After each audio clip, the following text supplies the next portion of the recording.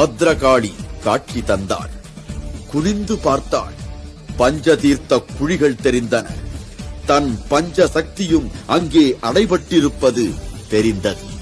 இதற்கு யார் காரணம் என்று சிந்தித்த போது அவள் ஞான திருஷ்டியில் வந்திருப்பது ஹரிஹர புத்திரன் என உணர்ந்தாள்.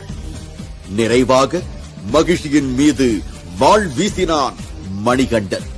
தெய்வத்தின் கையால் மோட்சம் கிடைத்ததென அவனை வணங்கியபடியே உயிர் நீத்தாள். மகிழ்ச்சியை வதைத்த பின் இரத்த கரைபடிந்த அந்த வாளை ருத்ரகுளம் என்ற பொய்கையில் மணிகண்டன் கழுவினான். அந்த புனித வாளை காத்து வருமாறு தனக்கு உணவிட்ட புத்தன் வீட்டில் ஒப்படைத்தான். அவ்வீட்டில் அவ்வாள் இன்றும் காக்கப்பட்டு வருவது குறிப்பிடத்தக்கது. மகிழ்ச்சி மீண்டும் எழுந்து விடாதிருக்க ஐயப்பன் அவள் மீது கல்லெறிந்த சம்பவத்தை போற்றும் விதமாக இந்த கல் எறிதல் சடங்கை பக்தர்கள் நடத்துகின்றனர்.